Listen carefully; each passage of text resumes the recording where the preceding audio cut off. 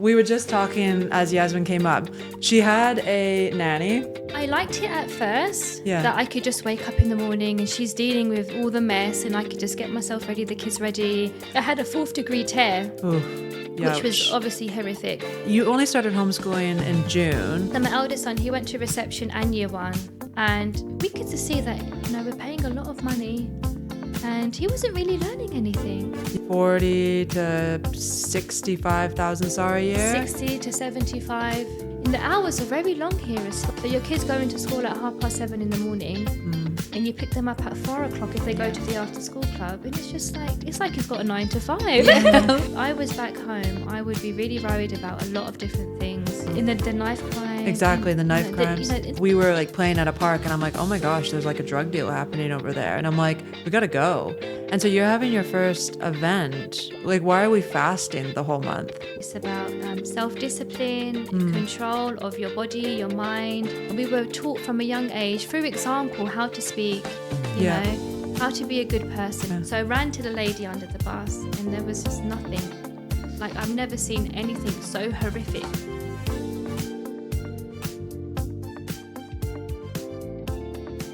Welcome to another episode of Inside Saudi. Today we have a very interesting guest. I think this will be top of mind for a lot of moms, parents out there. So this guest is also an expat. She's moved here 5 years ago, came here with 3 kids and decided, you know what? I'm not going to pay the crazy school fees. I'm going to homeschool. And I think it's an interesting decision because how much, it's a lot of money. School fees are expensive. They're a big chunk of cost of living here in Saudi. So it's a really smart move, and can't wait to hear about why she decided to do this and what how it's been she's like. going with how she's going with it. And so the other thing with this guest is she is a Muslim expat. And I've seen on her social media, she talks a lot about how she doesn't quite maybe fit in here. And she also doesn't quite fit in, with the expat. That she's kind of in this in between. And so I'm really interested to hear more about her experience here. So without further ado, let's get into it. We are talking to Yasmin today about her experience in Riyadh, homeschooling, everything in between. She's also launching a mums group, which is going to have their first catch up the end of this month. So stay tuned for that. It'll probably be linked below. Okay, let's get into it. Let's get into it. Okay. Welcome. Thank you. We were just talking as Yasmin came up. She had a nanny. Yes. For how long? 2 months? 2 months. No, maybe 6 or 7 weeks actually. Recently. Yeah. She just went back to Uganda. Yeah. So her contract ran out with the agency, so that's why she's gone back. I liked it at first, that I could just wake up in the morning and she's dealing with all the mess and I could just get myself ready, the kids ready, cook breakfast and just head out to the park, come back and homeschool. But then I started to feel like I was losing control of the house, especially the laundry. Yeah. My husband would be like, where's my shirt? My kids would be like, my kit's not ready. And I'm a very, maybe too nice of a person. And I find it really hard to manage somebody. And I felt like I couldn't manage her. And she was really young as well. Maybe 21. She hasn't got kids. Yeah. And obviously she was a maid. She wasn't really a nanny. And she was more like an auntie to the kids, which was nice. But I needed someone just to be like, A little bit more switched on. Yeah, it's bath time now. Okay, I'll get the towels ready. I'll get the lotion, the nappy. But she didn't really, it wasn't her fault because she doesn't have that experience. Yeah. And I just felt like I lost control of the house. I know what you mean. Like, I feel like that a lot of the time too. Like, and then it's like, because it's managing someone is hard. Like, it's not easy. Yeah, it was like having an extra child to look after. Yeah, I feel like that sometimes. And it's definitely like, it's not like you get someone and it's like, like it's even if you set a rota, it was still quite, because you set wouldn't really, a rota, like a routine. Right, okay. Yeah, and I had it on the wall. I gave it to her in her hand as well, and she wasn't really following it. Yeah.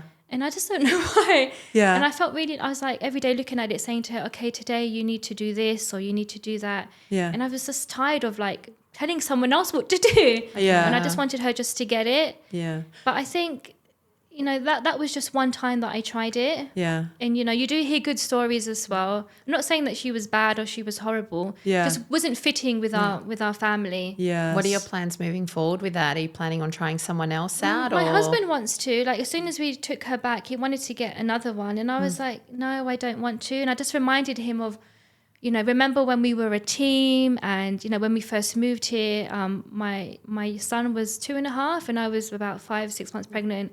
And we were just clean, you know, I'll do the hoovering, he'll do the mopping. And we used to work as a team. And I reminded him of that. And I think he forgot that as well because he's become so busy with work and doing other things.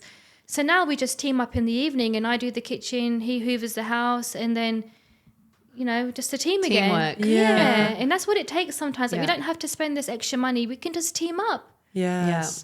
And that's a theme for you because obviously you've chosen like a very hard thing. The homeschooling. But let's Yeah. start from the beginning. So Okay. you were in London previously. Yep. And you moved here 5 years ago. Yes. Coming up to 5 years. 5 years in July. Yeah. Yeah. And you came for your husband's work. Yep. And so what's Don't ask him what he does. No. Because it is a Chandler Bing job. It's a Chandler Bing job. That's what we We don't ask It's those so funny questions. because my husband said to me yesterday, the first thing they're going to ask you was what No, what do honestly, I do? it's the And I last said, thing we we ask. don't ask those questions. It's about you, not Thank him. you. Sorry. Yes. Sorry, darling. Yeah, so we came for his job. You came for his job. Yeah. And so what has it been like? Like how do you feel here versus being in London? Like was it a hard transition? Was it easy? Like It was easy, only the family part of it, you know, leaving your family behind. Yes. But apart from that, I was up for it. Yeah. As soon as he told me, he was like, he didn't actually tell me that he was applying for the job. He said to me, babe, I'm one interview away from securing this job in Saudi. And I was like, oh my God. Like I was jumping for joy. I was ready for it. I've been to Saudi like 10 years prior, like for Umrah with my sister and my uncle. And so, and obviously I'm Muslim, so I knew what it was going to be like. yes. But when I came here, I was even probably just how you guys are. Wow. That how modern it is, how relaxed it is a little bit now. Like women can drive, and I was up for it. I was up for the. And I think I'm that type of person where I can just fit in anywhere that I go. So yeah. But 5 years ago, it wasn't like, women could drive. Women 5 could years. drive. I think maybe they started driving 2 years before I came, I think. Okay. Yeah. So what about 10 years ago when you came for Umrah? I only went to Mecca and Medina. Do you notice any differences? Like I know you obviously weren't there such a long period, but did you notice anything that Different? stood out to you? I guess you were there. I did, but really random things like health and safety. Yeah. And if my uncle's listening, he's probably going to be laughing because I took a picture of these guys on a scaffolding with like shalwar kameez and sandals, and they're on the scaffold up high, and I just couldn't believe it. Yeah. I mean, I've seen those that. little things, but things like I don't think women were driving Yeah. back then. No. Yeah. Yeah. That must have been a cool experience coming for Mecca. Yeah. Yeah. Yeah, and it was exactly like 10 years after. Then 10 years going. I think it was 2011. I think I went to Umrah, and then 10 years later, I'm living here. Yeah. And I never had plans to move abroad either. It was never in the future for me. It just happened. Yeah. And were you planning to homeschool? Did you No. already know you wanted to do No. this before you came? No, I remember my sister-in-law saying to me that she would really love to homeschool. And our babies were like 6 months old at the time. And her one's a bit older. Her daughter's a bit older. I was like, I could never homeschool. I was like, I'm just not smart enough. Honestly. Before you came here, I was like, honestly, like, I don't even fully remember how to divide numbers. Like, there's a lot of things that I had to relearn. But once you read it, it does come back to you. It's like, you know, that switch comes back on again. I remember this from school. Yeah. But yeah. So you came here, you settled in right away. You loved it. Yeah, but it was hard because it was still COVID times. It wasn't lockdown, but COVID was just, you know, you still had to wear a mask. You had an application, and I wasn't vaccinated. I didn't want to get vaccinated because I was pregnant as well. Right. So that made it very difficult to get into hospitals, and I was pregnant. To get into hospitals, to go out to the mall. So I had found a way around it, but it made it difficult. And I think because I was pregnant, I was very emotional. And the way that the hospitals work here are very different from how it is back home. Okay, tell us. Like when you're pregnant, you go to the GP, you tell them what hospital you want to go to, and they kind of arrange their appointments for you. Yeah. Everything's kind of handed to you on a plate. Like, this is your appointment. The letters will come through that you've got an appointment on this day. In the UK? Yeah, in the UK. But here you have to go out and find your hospital. Yes. And so I went to a clinic at first, and I think because I was pregnant and I'm quite ditzy anyway, Yeah. I went to a clinic that we had a medical at that my husband's company organised for us. I thought, I'll just go here because we know it. And I was going there for quite a few months. And then one day I said to her, so what happens when I go into labour? She said, oh dear, you don't come here. You need to go to a hospital. And I just burst into tears. And I was so hormonal. And because I really felt like I found the place, but I hadn't. Yeah. So I had to find a hospital. And because I wasn't vaccinated, it was really difficult. Yeah. But I found one and everything went smooth. Yeah. So yeah. I don't know if you want to go into the whole... Yeah, what's it like? What's it like? Have you had two babies I've had here? 2 babies here now. Yeah. Okay. Yeah, and both different experiences. So with my first baby that I had here, because in the UK, you don't want to go to the hospital too early because they'll just send you home. Just a lack of space, and it's not anyone's... It's not the nurse's fault. You can't really take it personal. And I guess you feel more comfortable at home as well, rather than kind of sitting around. I guess so. Yeah. It all depends what type of person you Yeah. are. Like, my pain threshold is not very high. Yeah. I didn't realize that until I had children. But yeah, so I waited to like the last minute. I love how you say that. I feel like most women are like, I have a very high pain threshold. Yeah. I love how you're like, no, mine's Yeah, low. yeah. It's Mine's like low. I feel like I'm gonna die. Sorry, anybody that's listening that's love pregnant right now. But yeah, so I get to the hospital. Luckily, there was no traffic early in the morning. Get there, and husband's filling out the forms, and I'm getting seen, and you just go straight in. Like there's no waiting around. Yeah. It's not packed with like people. No. You just go straight in. I had this big room to myself, loads of nurses, and when it was time to push, I had like 3 doctors because they were. I don't know how graphic you want to get here. Get graphic. Well, with my first son, I had a... Husband's going to be like, Yasmin, why did you say that? I had a 4th degree tear, Oof. which was obviously horrific. Youch. So they were really worried. And like this time that it would happen again. Oof. So I had 3 doctors there. And that really felt like they really do care. Yeah. And I don't want to talk bad about the NHS, but I felt like there's 2 different departments. The department when you're delivering the baby and then the aftercare. And I feel like when you deliver the baby, they don't really care about the aftermath of what that woman is like because it's going to be dealt with another person. Yeah. And I kind of felt like they just ripped me apart, to be honest with you. Yeah. But here it was very different. You really felt like they genuinely care for you. Yeah. Like a mother or a sister. And it was lovely. Yeah. Yeah. That's good. And then my second child, it happened so quickly. There was no time for an epidural or anything. So I had a natural birth with her. With my other 2, I had an epidural. Yeah. And that was obviously painful, but I'm glad that I experienced a natural birth. Yeah. Yeah. Yeah, that's how I feel too. Like if I don't have another one, I'm glad I've experienced like I did the epidural, and then the second time it was super quick and it was natural. And it feels nice that you've kind of experienced. Yeah. Just to know. Yeah. Yeah. Oh my gosh. So you had your babies here. And have you always lived, because you're off compound, right? You're not. Yes, I've always been off compound. Always been. We've stayed in the same apartment this whole time. Wow. Really? Yeah. What made you choose that? Just because the compounds were just out of our price range. to be Yeah. honest with you. They're so expensive. Yeah. And, where we live, we still have a gym, we still have a pool, but we're just not with other expats. Yeah. There are a few there, but our Saudi neighbors, they all speak English. Like my kids, now that they've had half term, all the Saudi kids are knocking on our door to go and play. So we still have that community there. Yeah, that's And beautiful. it's nice. Yeah. Yeah. That's super Definitely. nice.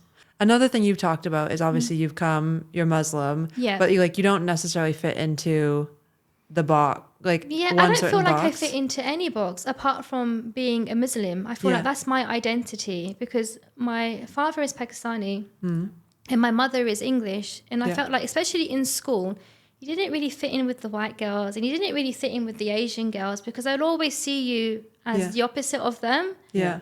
And it was quite difficult. And even now, I find that now that it's really hard to fit in anywhere. Yeah. But it's nice being here because I feel united. Because everyone here is it's a Muslim country and it does feel nice. Yeah. Have you had any struggles like finding your people here, like friends and? No, I would say I have a lot of friends, but I think I only have 2 really close friends where I can call them up, rely on them, ask them for favors if I need a hand, need help. Yeah. Yeah. Because a lot of people come to us and they're like, how do we find that community? You You know, just and have- it's such a big question. You have, like you said, I think you said before that you do have to say yes. And you have to seize the moment, seize the opportunities. And like even coming here, full of anxiety, heart is racing. Yeah. But I'm not going to miss this chance, you know. Totally, and you have to put yourself out there. Yes. Even if you do feel a bit anxious, you know. Yeah. You have to say You yes. kind of have to put that aside sometimes. Yeah, because otherwise you're going to be lonely. You're going to be depressed at home. Yeah. So you came here, you've had both babies. How old are your kids now? So my oldest is 7. Yeah. Then my middle child is 4. And then my baby girl is 1.5. You only started homeschooling in June. Yes. So they must have started in some kind of school. Yeah, so my eldest son, he went to reception and year 1. Yeah. Yeah. In an international school. Yeah, British International School it was. Okay. That's not the name of the school, by the way, but yeah. Yeah. And what made you decide, like, let's look at homeschooling? My husband. Yeah, my husband, he was like, why don't we look into homeschooling? Yeah. And the reason why, because reception was great, because he had a great teacher. She was excellent. You know, he learned how to, not just him, but everyone in the class. Yeah. He learned how to read. By the end of reception, they were writing sentences, 1 or 2 sentences. Wow. And you could see that the other classes in reception weren't performing at that level. They were quite under, because you would speak to the other mothers and they were quite concerned in coming to me, wanting to move into my son's class, because I was class rep as well there. Yeah. So they would come to me and, you know, tell me their concerns about their teacher. So he had a great teacher in year 1, in reception. But year 1, the teacher turnover, he had like 3 teachers in like 2 terms. Yeah. And we could just see that, you know, we're paying a lot of money and he wasn't really learning anything. Yeah. And we just felt like, what a waste. What a waste of money. It's not cheap. No. So that's Like, yeah, it's probably like, for that age, what do you think it is? Probably like, I don't know, 40 to 65,000 SAR a year? 60 to 75 Really? for that age. And it only goes up as well. Exactly. And you really, I understand, you know, if both parents are working and, you know, or if it's paid for by your if it's company. paid for, yeah, and you do need a child to go into school so that mother, you know, the mother can work or whatever. That's fine, but you know, I'm available. I'm here. I love my kids, even though I'm with them all day now. It's really difficult to be with them all day, no matter how much I love them. But it's working out fine. You know, we take day by day, and my husband says to me, Yasmin, you know, remember that you're not bound by time now. You know, you don't have a certain amount of weeks to teach him. We've got the whole year. Yeah. So we do a couple of hours of homeschooling a day. Yeah. Not every day, like 4 or 5 days a week. And, you know, we go out, we have fun. Yeah. It sounds nice. Like I was saying before, like, especially when you have young kids. Yeah. I think that it's nice. Like, and with with spending that quality time with them as well, you Yeah. know. Like they do my head in. Yeah. You know, it's not all rainbows and butterflies. It is difficult. No. But yeah, I do like it that I feel like this is how it's meant to be. Yeah. You know, like in a natural, And it's not all about sitting in a classroom and sitting still, because kids these days don't have patience for that, you know. They just sit there, learn. And then sometimes they get discouraged as well. Yeah. Because it's just like so formal. Whereas I think with the more free flow, the play, the exploring, putting it all together, that when they do sit down and do their They're work, ready for it. they're Yeah. more ready, and you know when Yeah. they're, you know, focused, and you know where they're not, and you know when to give them a break. Yes. Whereas at school, they've got a just go. deadline that they Yeah. have to do, and whether your child is focusing or mucking around or whatever, they've got to teach. If your child's missing out, you know, sorry. Yeah, exactly. Yeah. And then they just come home and they might even have like a tantrum or a meltdown because it's exactly. just, it's all day. And the hours are very long here as well. Yeah. Then you've got the after school clubs that they give you if you want to take part in them. yeah. So your kids go into school at 7:30 in the morning and you pick them up at 4:00 if they go to the after school club. And it's just like, it's like he's got a 9 to 5. It's more than a 9 to 5. Yeah. Yeah, I know. Bless him. I have a almost 4-year-old, and she's going to an international school. Yeah. But her personality type, like, she likes it. Like, she's like likes to sit down and read and write and whatever. She loves school. Like, she's not one of the. But they've started introducing the after school clubs now, and I'm like, man, she's like 3.5. Like, It's too much, isn't it? it's too much. I mean, but I put her the in odd like day. yeah. The odd day. I think it's okay, especially if you've got plans or Yeah. something. But you know, every single day is. I feel like it's a lot of hours. Yeah, when they're that little, for sure. Yeah, and they must get tired. Yeah, 100%. Mine are a lot bigger. Mine do a lot of Yeah. How old are your children? 10, 11 and 13. Oh wow. Yeah. That must have been a handful Yeah. when they were younger as well, right? Yeah. Yeah.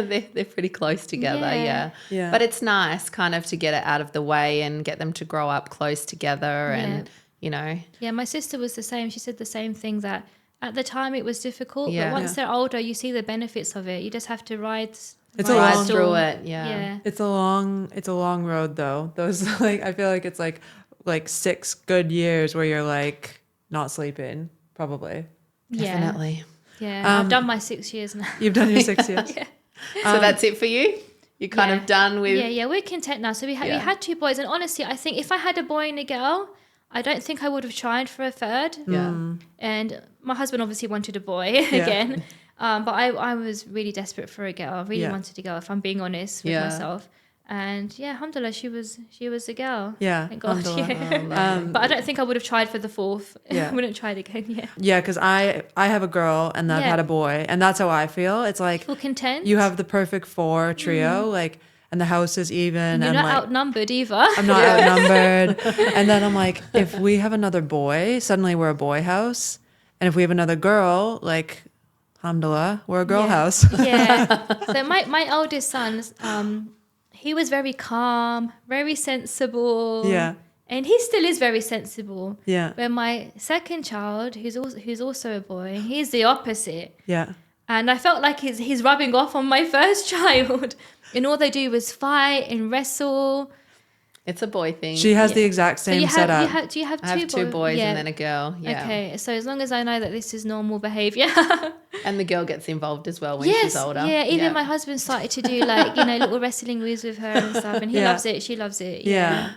Oh my gosh. So you decided to homeschool. So your husband was basically like, look, why are we spending all this money? Yeah. You should look into it. Yeah. So you looked into it and you're like, okay, I'll give it a shot this year. Yeah, I was really scared. I was like, babe, I can't do this. I was like, no way. Like, no, I can't do this. And he was like, why don't you just think about it? Yeah. So I started to read the curriculum fit of his age group. And it's not that difficult. And it was like, why are they spending so many hours at school? What's the curriculum like for like, because my daughter's going into KG2, like whatever. Is that reception? No. Yeah, I think no, it's something like because reception. She's 3.5, right? So she'll almost 4. And so next year. No, so she still won't be in reception. Okay. Well, what's a reception like curriculum kind of like? So my child, he's in year 2 now. Yeah. And my youngest is not in reception yet. But Okay. I'm guessing reception age, from what I remember, what he learned, is just phonics, just learning the sounds. And I Yeah. think with the British curriculum, they really push to early reading. So teach them the phonics, and you can actually buy a pack of phonic cards, and it guides you. There's certain letters that you teach them first, and they can start blending words, and you teach them the second stage. Yeah. There's different stages. Yeah. And you don't have to learn the whole alphabet right away. You just learn a group of letters, and you can blend words together. Yeah. And it's just a process. Yeah, because I feel like with my daughter, she really likes learning. And so she's learning that stuff. And then we'll be at the table and we'll be like, go through the alphabet and go, what's ah? And it's like, ah is apple. And we do that. And it's like more, it's interesting. Like I kind of think about it because obviously I've seen you and what you're doing. And I'm like, she likes to learn in these moments. It doesn't have to be sitting in a classroom. Exactly. It can be having Yeah. dinner and talking Yeah. through the alphabet. Yes, exactly. It can be anywhere, in Yeah. the car. You can, even just talking about nature, Yeah. or you can even parenting. It is a type of homeschooling because you teach them everything. And it's kind of different to school because when you say do your homework or do schoolwork, they're like, oh, I've been there all day. I don't want to do it. But when it's Exactly. coming up in conversation and it's naturally happening, They don't it even doesn't know feel it. like school and they don't even like register. Yeah, So exactly. it's kind of They don't even free know flow. that they're getting taught something. Yes. Yeah.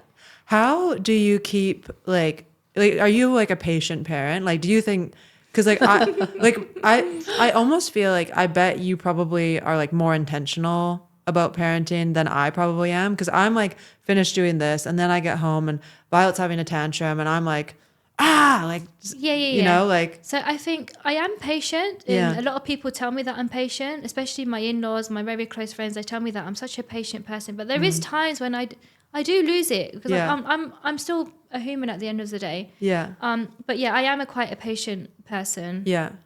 So if somebody wanted to go down the path of homeschooling, what would be like, what would be your tips? My tips would be take it easy, because it is a lot of pressure. Don't put in. I need to give myself this advice as well. That don't put that pressure on yourself. That remember that you have the whole year. You're not bounded by time, and just take it easy. Yeah. Take it easy. Break down. Even if you want to homeschool for a couple of hours a day, still break it down. You know, half an hour here. Let them play. Yeah. You know, because I still need to do what I need to do, which is obviously the cooking, the cleaning, and I've got a little one as well, and she's such a Velcro baby, which has made it quite difficult. Yeah.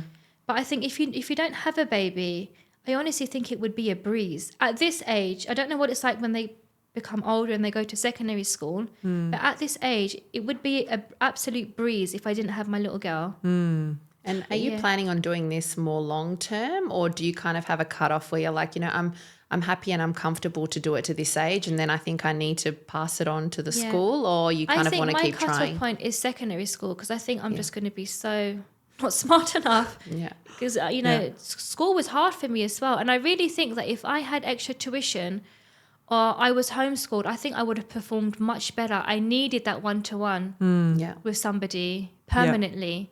Yeah. You know? So like a tutor. Yeah. I really think that would have helped me a lot. But yeah, I think my cutoff point would be secondary school. But the plan is just to take it year by year. Yeah. My husband doesn't put any pressure on me. He's like, Yaz, just take it year by year. Yeah. Let's see where it goes. And if you can't do it anymore, that's fine. Yeah. Even with the maid thing as well, you know, if you feel like you need it again, just tell me. Yeah. Yeah. You know, I'm there for you. Because I said, if we're going to homeschool, we really need to be. Yeah. Otherwise, it's not going to work. Yeah. Yeah, 100%. No, I think that, and I mean, I was thinking about it, like, because you have, well, I guess your youngest wouldn't be in school anyway, but 2 kids, that's 2 tuitions, and you're just like saving that money for as long as you do it. And now then they go to all these extra clubs, Yeah. like the football, the kickboxing, jiu-jitsu. Yeah. So yeah. Yeah, it's amazing. And I am kind of like jealous of the time you get to spend with your, you know, It like. is too much time though. It's too much time. Yeah. In the evening, I'm like, I'm done now. Yeah. And my husband will, you know, just He take gets them how many? and, yeah, because you still need that time for yourself, because even if you don't have kids and you have a 9 to 5, you still need that. It depends what person you are, but I'm that type of person where I need that time out, like, you know, close the doors, you know, isolation. Yeah, isolation. Yeah. Don't contact me. What have you found to be the biggest positives about bringing children up here in Saudi? The safety. Yeah. You know, I listened to Mama Sandy's podcast, and she said about, you know, bringing up girls here, but even bringing up boys here. Yeah. If I was back home, I would be really worried about a lot of different things, you know, the gun crime. In the UK? Yeah. Yeah. Yeah, the you know, It's coming up. in the knife crime. Exactly, and, the knife you crimes. know, and just gangs in general, and they just, even if you're a brilliant parent, Yes. and they might be really well behaved at home, but you don't really know what's happening. No. You know, on the outside. I know he's only 7, but when he becomes a teenager, you know, Yeah. it's scary, and you know, horrific things happen there. You know, I haven't had the best of experiences there, so You haven't. no, I haven't. Like, in what way? In lots of ways. Yeah, I know what you mean. I think obviously we were in the UK as well, and you're just. Oh, you was as well? You lived there? No, we just went there on vacation. Okay, and how did you? Okay, I could tell by your face. I thought It it is was a great beautiful. I'd never country. been before. Yeah. It's very beautiful. There's a lot to do. But like you said, like my husband was like, let's take the tube. And then I had these weird things come up in my head, like, because like It's you such a hear about shame. things, you see things. And then I was like, what if something happens to us? Like, it's What did just you like, I think a mum thing. I don't know what I was thinking, but it's just like random things come in your head and you're like, I think when you become a mother, these yeah, things. you just become more protective. Yeah, and it's such a shame because it is a great country. Yeah. It's such a great country. There's so much to do there, so much to see. Yeah. You know, there's a city, the countrysides, but it's just. I didn't feel unsafe. I think it was just being in a tube and not knowing where I am and not having that control. Like when you're in a car or in a taxi, you kind of know where you are, and you know where you're going, and you kind of feel different. But like not knowing where you are, it kind of. I actually feel okay on the tube. Like the tube, I think is quite safe. Like compared to if you were in New York or something, like that's a different story. Okay. But I know what you mean. Like I was in London, I went back. And I was walking and I'm like, I think I'm being followed here. And it was like, I went out like at, nighttime to go to the shop to get something. And I'm like, oh, wow. Okay. Yeah. That doesn't happen here. I think when you come back as well, like when I went back 2 years ago and I kept leaving my bag on the table and my sister's like, Yaz, you can't do that here. Like take your bag. Yeah. You can't do that. You're going to get your phone stolen, your bag stolen. Yeah. They would, some people would just steal a penny, Yeah. I know. It is nice knowing, just not having to worry about that. Like we go walk around and it's like, you just don't have to worry. We go to the park in the evening, you wouldn't people, you wouldn't dare to do that. You would be classed as like, go to the mental health institution. Even we were in Vancouver because that's obviously where I'm from in Canada. And it's like huge drug problems there, huge. Okay. And the parks are like not a good place to be because it's just where that's people. That's probably where they go to. That's where, do their thing. Yeah. And then like we were like playing at a park and I'm like, oh my gosh, there's like a drug deal happening over there. And I'm like, we got to go. And such a shame. Such a shame. Again, it must be such. I've never been, but I can imagine how beautiful it is. And it's just. Yeah. I think law enforcement's.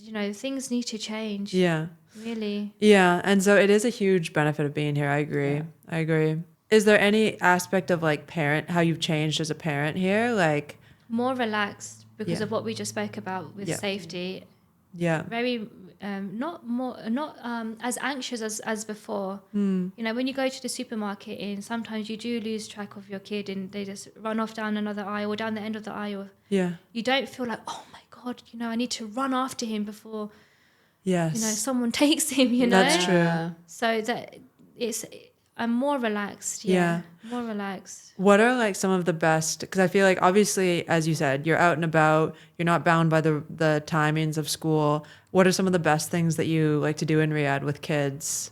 Honestly, just go to the park, let the kids have fun, spend time with them. And growing up, I remember my childhood being like that as well. When we would go to the forest as well, Epping Forest, we would go there with my dad. We've got pictures as well. And I just want them to have a great childhood. Like just go to the park, have fun, go somewhere for lunch and just have a normal, nice childhood, Yeah. So you have a good park by you that you go to? Yes, I do. It's walking distance actually. Yeah. Oh, that's ideal.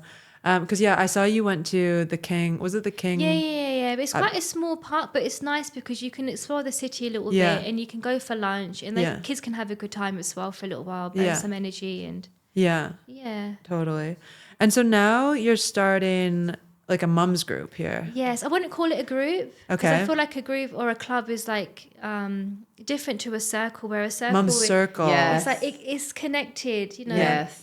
It's different. Yeah. I can't really explain it, but it's just connected, and we're all connected. We're all the same. Yeah. What's it all about?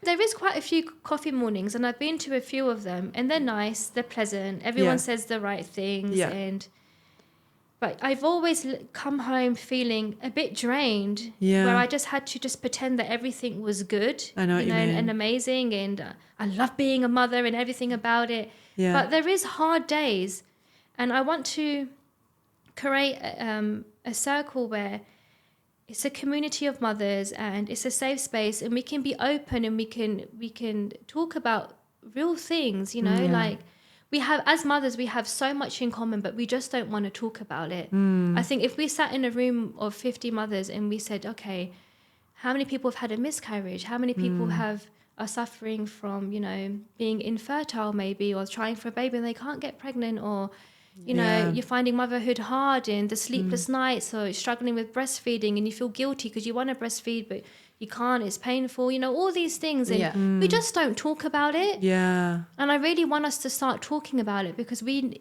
don't have family here. We need to support one another. And I want different guests to come and be mindful and educate us and different topics that we need help in.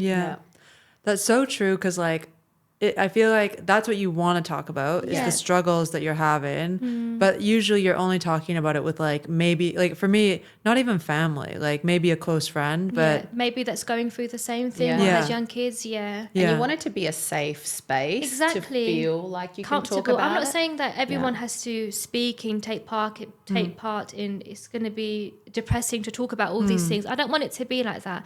Just want you to feel comfortable and safe enough to be open if you want to be open. And even that you're sometimes not alone. hearing that someone else is going through the same thing, it just opens your mind a bit and makes you feel a bit more comfortable and be like, you know, there are other mothers going through this as well. And, you know, you may learn something up, you may not want to talk about it, but then next time you come, you'd be like, you feel more open to it. Yeah. And honestly, like we've got so much in common and whatever you're going through, someone else is going through it too. Yeah. And that's what I want it to be about. And I don't know why I didn't do it sooner or no one else has done it sooner. You know, there you go.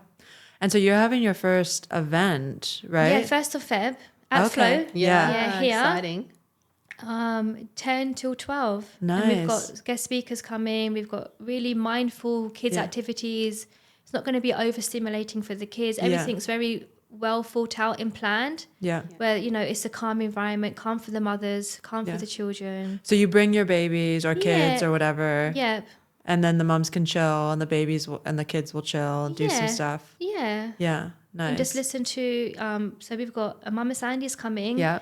I want her to give an inspirational talk and whatever she feels comfortable with, whatever's natural to her. Yeah. And Nikki's coming as well. She's going to talk about her YouTube channel and low stimulation and screen time and everything that she's passionate about. Yeah. Then she's going to take the kids, whoever wants to take part, and the mothers will go as well. And they'll have like a circle time and have a sing song. Oh, lovely. It's really nice. Yeah. Then my son's reception teacher, Miss Harrison, her name's Shanae Harrison. She is coming and she's going to give a talk as well. So everything is very thought out, very planned to help support mothers and, you know, guide you if you need guidance and any problems that people might talk about. I can go out and source people to bring them into the circle and talk about it. Yeah. What made you just felt like there's a gap, like, you know? Yeah, and I wanted to do something for a really long time and I was coming up with all these different ideas. And when I done it, my husband was like, babe, this is you. This is you. This is what you need to do. This is everything that you're about. And it really fits me well. Yeah. And I just want to, and because I need it as well, I think. And I think that's where it's come from. Yeah, totally. Yeah. I know. I think a lot of like mothers are in the same situation where they've maybe had babies. They maybe did something before or maybe they didn't. But then like, I want to do something like else as well. Yeah. And then it's so hard to like actually bring that to life. Like you back know? in the UK, I was a painter and decorator. Oh my Wow. gosh. Yeah. What did you? So you like interior design? No. No. A lot of people. I wish I was, but I'm more. I come from a family from both sides. My mum and dad. We're very creative people. Yeah. In lots of different aspects, and now I was decorating, wallpapering, painting, amazing. gold leaf, marble effect, different paint effects. Oh, amazing. Wow. Yeah, so now this is completely different. And I haven't worked since I fell pregnant with my son. My husband was like, you don't need to work now because it was very physical. Yeah. Yeah. So yeah. And all the fumes and stuff. Yeah. Yeah. Yeah. Oh my gosh, what a shift. I know. And it's so exciting. Yeah, I'm very excited. There's like a family out there considering moving to Riyadh. What advice would you give them? What would you say? Like if they're moving maybe from London to Riyadh, what would be your message to them? Bring your winter clothes. Yeah. Because I left my boots behind, and every year I've gone back, I'm like, nah, I'll be okay. I'll be okay. But I miss my boots. I know. Yeah. Bring your winter clothes and have an open mind and take each day as it comes and be social. Yeah. That's my tips. Yeah. And do you think that, because I think a lot of people come and choose compound living because mainly for the community, at least that's why I chose it. I think it's an easy start. Easy start. Yeah. So you're not, you think. No, I'm not against them. Yeah. No, like especially Flow. I love it at Flow because other compounds are different. Yeah. Here it's more wellness and very relaxed. It's not like gated. Like It's got that gated. village feel where everybody knows everybody, you know. Yeah. It's not like big like those big compounds. Yeah, those big compounds feels like you're in a little city kind of. Yeah. Or, it feels weird. Yeah. They are beautiful, but Which it's is just, nice, yeah. just not for me. Yeah. I am jealous. Sometimes I'm jealous of like being able to just let them run. There's like 3 different play areas and like you're just. Do you mean at the different compounds? At those gated compounds, yep. you know, like they do have, like, at least one I saw, it has like a soft play, and then it had like a sand pit, and then it had like a big playground, and we don't have that. But in all honesty, your kids will just get bored anyway. Yeah. And Yeah. they'll want to go somewhere else. Yeah. Yeah. So I know. And then it's just like a different lifestyle. It's like, it's hard to leave that. yeah, I feel like they are great. I have been to many compounds and I love going there. Yeah. I love the vibe sometimes, and you know, Yeah. especially if it's a kid's birthday party and the pools and things. But I do like coming out of that and Yeah. going back to where I live, because it kind of feels like a bubble sometimes, and sometimes you might get a bit too And this wrapped into forces that. you to go out and explore and see new things. Yeah. When Yeah. you feel comfortable and you have everything around you, you're kind of like, I don't have to go anywhere. Like I can just sit Yeah. here and I have everything around Bit me. And that's isolating. not the point of moving here. Well, for me anyway, Yeah, you know. So exactly. you I'm the want to be same. able to Yeah. Yeah, I'm here to experience it. Yeah. And, you know, like I said, we live in a community full of locals. There's Yeah. like 1 or 2 expats, and they might even still be Middle Eastern, Yeah. you know, but the expats.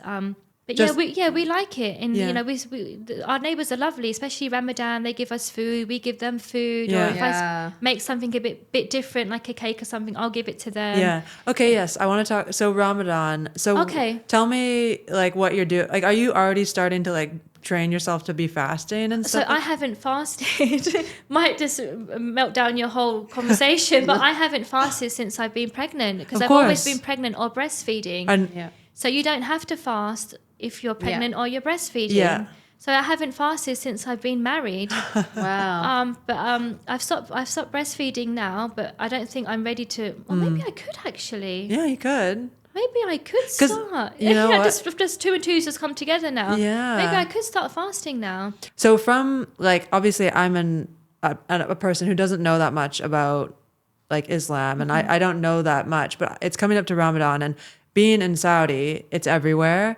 And so I guess just like the fasting element, like what is it that, you know, makes, like, why are we fasting the whole month? Why? Because it's what our God told us to do, and what our Prophet done. It's about self-discipline, control of your body, your mind, and remembering as well that people out there, they don't have 3 meals a day and the snacks in between. And there's this famous clip that goes around sometimes. I think she's a journalist from the UK maybe, and she goes to a country. I can't remember what country it was. She's actually a revert now. She's Muslim now. Okay. She goes to a country. I think she was on some like wellness journey, trying to find herself, and she was very sick. And a lady used to see her walk past every day, but she started to notice that she wasn't walking past every day. And she got concerned for her. She was a Muslim lady. She got concerned. And she goes to find her and to tell her that I'm really worried about you because I haven't seen you. And I don't know whether she gives her food or she looks after her. But with her thoughtfulness and her heart, she started to learn about their religion through that lady and her kindness, and then she accepted Islam. Yeah. Yes, and I don't know whether she didn't have much food herself, and then she gave her food maybe, and then she was like, you know, you don't have much, and you're giving me food. So there's always someone less fortunate than us, and we have to remember that, and we have to be grateful Yeah. that, you know, God has given us, even if it is a little, there's someone less fortunate than us. Definitely. Yeah, it's a beautiful religion, and like you definitely see that, because obviously we talk about how amazing Saudi people are, and obviously it all, you know, stems from I want that. to talk about that as Yeah. well, because for me, you have to remember that they are Saudi people, but they're Muslim, and this is where propaganda plays a big part. And you probably come, when you've come here, you're probably everything that you've subconsciously have taken in, not what you've taught yourself, but subconsciously. You've come here now, and it's completely different to what you thought, right? Yeah, Yes, it's a totally. misconception. And it's not just Saudi people in general, it's Muslim people. And this is from Islam. This is what our religion teaches us. And I think growing up as well, where my dad is Muslim and my mum, she's not, she's Church of England, but she wouldn't say either that she's Christian, I don't think, because she believes that Jesus is a prophet. But I grew up in a mixed household, and my dad's not very practicing anyway. He doesn't practice the religion. So everything that I know about Islam, I actually taught myself. Wow. My dad never said, you're Muslim, this is your God, this is your prophet, these are the 5 pillars of Islam. Nothing. He So didn't. you got to choose yourself. What you And wanted. my mum, she never said Jesus is God and, you know, this is what we believe. But my mother has always been very interested in the stories of the prophets, and even going to school and learning religious education. Us as a family, we were very interested in that, in watching movies about prophets and things like that. And my dad is very, didn't go to university, but he has a very vast knowledge of everything. He knows a little bit about everything, and we'll have talks about this. But yeah, they didn't force anything upon us, not religion, nothing. So I found my own way, and I taught everything myself.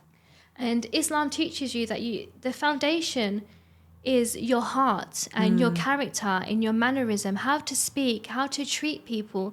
It's very important. And I think I had that foundation. Me and my siblings, we had that foundation, not because it was drilled into us, but because that was their example. And I'm not saying my parents are God sent. They're actually divorced now.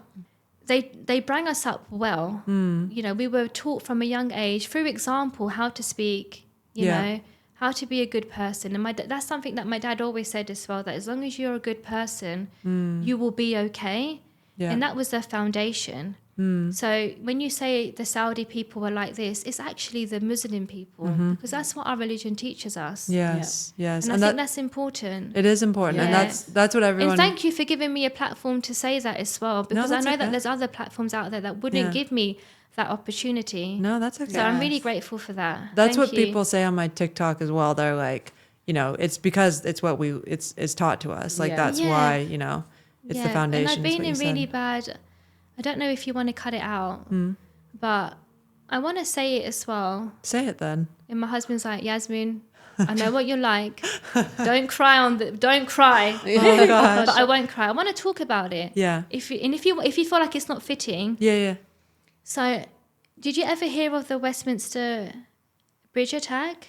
Yes. Did you hear about that? Yeah. Because I know that you're from Australia. So I was on that bridge. Oh my gosh. When that happened. Tell us what happened for people who... Yeah. Do you want the whole story from like days leading up to that? Because it's very strange how things unraveled. Tell us. So I was a painter, a decorator, and I was working in Chelsea Harbour, somewhere near there. And I was working there for a total of like 3 or 4 days. It was in an office. I was doing like some stencil work there. And the last day I was there, I was only meant to, so I start at 8. I was meant to finish about 10 o'clock. It was like a really super easy day. I was going to get paid for the whole day as well. And the client says to me, oh, can you just do one more stencil? Okay, no problem. Do the one more stencil. And I finish a little bit later. I finish at 12, for example. I can't remember the times. Yeah. And then, I'm driving home, but it's taken me a completely different way home. I'm thinking to myself, why do I need... And as I was going over the bridge or approaching the bridge, I'm thinking, why am I going this way after so many days of going a different way? And I was thinking, maybe it's the time of day that it's different. It's 12 or 1 o'clock. It's not 5 o'clock now.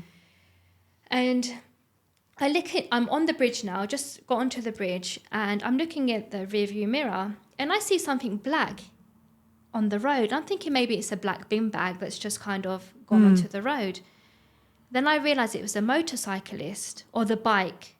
I think, okay, someone's had an accident. But I just felt, you know, sometimes you have that gut feeling. Yeah. I know that it's not, I don't think it's major.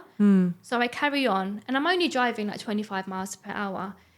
And then I look on my left in the rearview mirror, and I see this car speeding, and he mounts the pavement. And it's dot, dot, dot, dot, dot, dot, dot, dot, dot, dot. And I immediately think, oh my God, and I was on the phone to a work colleague as well. And I was like, oh my God, I think someone's had a heart attack or I had a stroke. Yeah. Because why else would that happen, right? Yeah. And I stopped the car immediately. And I stopped the car, and the bus is right in front of me. If you've ever seen the images or the news, there's a bus there. Yeah. And I stopped the car, and the car's just gone. Yeah. Right? And I get out the car, and I see a lady on the floor, and I see a lady under the bus. And the lady on the floor, she was still talking. Yeah. So I ran to the lady under the bus, and there was just nothing. Like, I've never seen anything so horrific Yeah. in all my life. It was so, even now, like things will just trigger it. Mm. And I knew that there was nothing to do for her. 'Cause I think she just instant just passed away.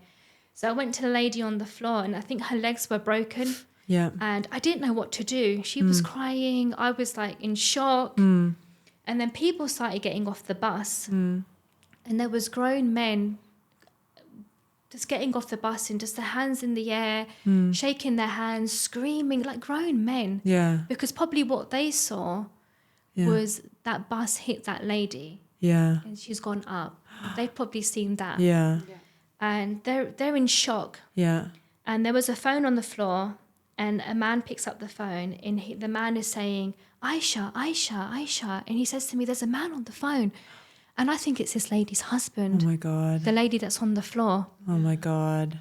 And then nurses run from the hospital because there's a hospital nearby.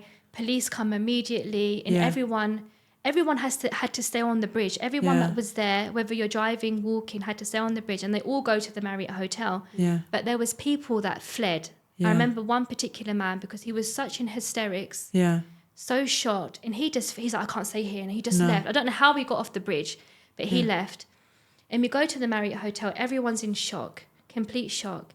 But there's conversations saying that all Muslims are terrorists. Oh my gosh. Okay, can you tell me, so what happened? So you saw the motorcyclist, and then what did he do? He mounted the pavement, not the cyclist, a car mounts the pavement, and he's just Right. and it's of full course. of people, tourists. Oh my people gosh, yes. finishing work, going to work. Oh, so he just hits as many people as he can. He's just, it's like Grand Theft Auto. Have you ever played that game? Yeah. Yeah, like that.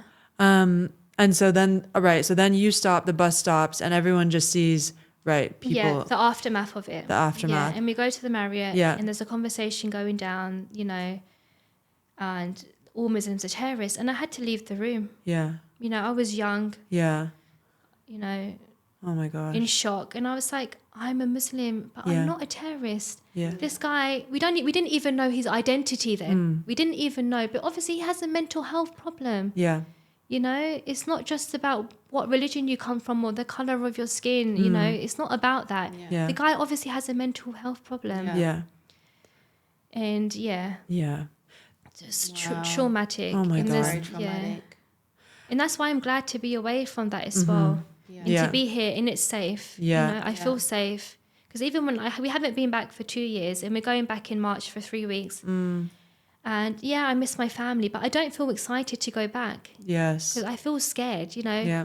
When I had my baby, and I remember just walking down the road with the pusher and my husband, and this guy takes a really sharp, drives really quickly into the turning, and I really felt like he was going to run us Oh my down.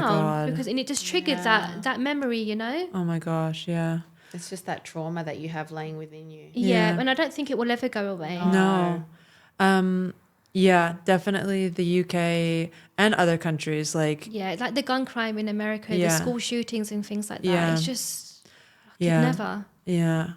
Yeah, it's major, and there's something to be said for, obviously you feel safe here, Yeah, very safe. we feel safe We here, feel safe. Yeah. and that's a huge blessing. Gosh, Especially that's as a awful. woman as well, you Yeah. don't feel scared to go to the park or Yeah. go Yeah. for an evening walk. Yeah. Because your husband will be like, yeah, go babe, like enjoy Yeah. yourself, like, go for Yeah. a great walk.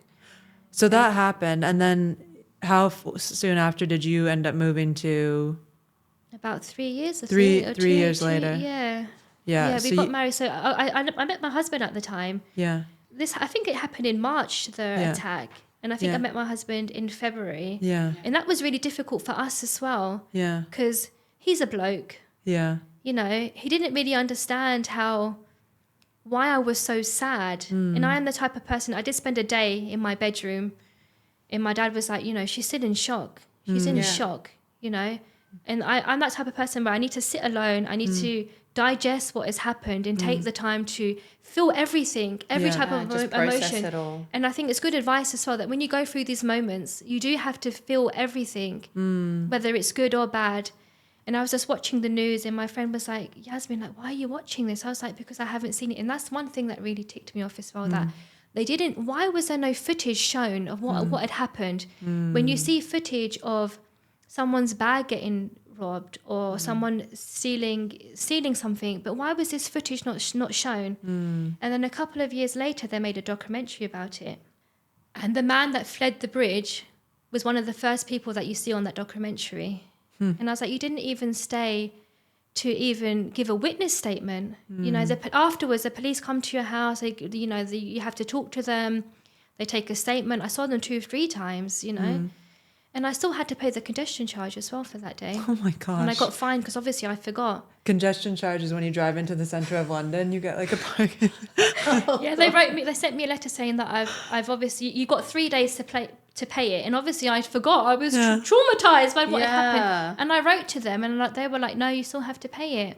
Oh my gosh. And that really ticked me off as well. Yeah, wow. Yeah. Wow. And Wow. yeah, then the very next day I had to collect my car and I go with my dad and my uncle and my brother and we drive there and we collect the car and my dad comes with me to the station. It's like a compound of cars and the black taxi drivers are there and they're like, "You're right, love, how's it going?" Like it didn't faze them what had happened. Yeah. And it didn't faze them. Yeah. Where I'm just, you know, I've just seen loads of people. A horror. You know, Yeah. one lady went over the bridge, another lady's passed away, women's Oh my legs are gosh. broke, you know. Oh my Yeah. gosh. Anyway, It's obviously, you know, they were like, traumatic. "Right, love, how's it going?" Yeah. And then we go to the station and I'm like, you know, like behind the glass, they like shut it off. So like security, Yeah. because it's so dangerous there. So like a security glass. And I'm there speaking to the police officer whose friend just got stabbed and Oh died my gosh. because of what had happened, right? His best friend, his Yeah. colleague, right? And I'm talking to this officer and my dad's speaking to another guy that's collecting his motorbike that was also on the bridge. Yeah. Big Somalian guy, right? Yeah. Somali guy, right? And my dad asked him, "How are you doing?" You know, my dad's very masculine, but he's still very soft-hearted. Yeah. He's like, "How are you doing? You okay?" And he said, "I thought I was okay, and I went to work, and then I just broke down, and I had to go home." Yeah. And this is a big Somalian man, you Yeah. know. And you look at them and you think he's a tough guy, and he might be a tough guy, but he's got a heart. Yeah. And I said to my husband, I think this is why we are so upset, because we are Muslim and we have that heart, and we, you know, like the foundation that I spoke about before. This is why he's upset, because sometimes maybe Allah is trying to show you something that you know. Be and it will be, and that's what he says. Be and it will be. He's in control, and if he wants to take you, he will take you. You know, that lady under the bus, she was collecting her kids from school, Oof. her 2 daughters. Yeah. Could you imagine? Oh my gosh. Yeah. So in a way, do you feel like that somehow played into you getting closer to your? No, I think religion? I think I was more close anyway. You know, back then, like I said to you, everything that I learned about their religion, I taught myself, and it was a journey. You know, there was a time in my life where I was praying 5 times a day. I was wearing a scarf, and then living in the West, especially, you kind of miss the fashion. And I wanted to get married, and I couldn't find anyone to get married to. Yeah. And I felt like, is it my scarf? And that's just all the devil talking to you and taking you away from the religion. Yeah. And I became a bit weak in my faith. Yeah. But I've always had that spiritual within me. Yeah. Wow. I'm not Such sure- a powerful yeah. share. Thank Yeah. you. Thank you so much. I'm not sure if you want to keep that No, in. I do. or- I do. Okay. Yeah. No, it's Yeah. beautiful. Okay. And No, I love your perspective because Yeah. I think that's what I want. Like, I wanted to chat to you about obviously Life. your Yeah. experience and like, yeah. That's what 'cause I meant when, you know, I've had bad experiences there. Yeah. Yeah. And I'm not saying it's a bad country either. Yeah. You know, there's some great things about it. Yeah. But the crime, it needs to stop. And I think if they have better laws, if they're more stricter, it would stop. Yeah. And some people say it's about immigration and things, but I don't think it is. You know, they need to put their foot down. Yeah. My goodness. And I guess coming full circle, like now obviously that's why you're more called to have like this Riyadh mom's circle where you can share real stuff. Yeah, like I not hope so. Yeah. I hope so. I really want people to feel, it might take some time for that to happen. And if the same circle comes, if, more people are more welcome. Yeah. But I really want it to feel just how this environment feels. Yeah. You can just share. Yeah. Safe. I'm sure and it will. sometimes Making things those do connections. need to be said. And I really want to thank you for giving me this platform to, because sometimes our voices are not heard. Yeah. You know?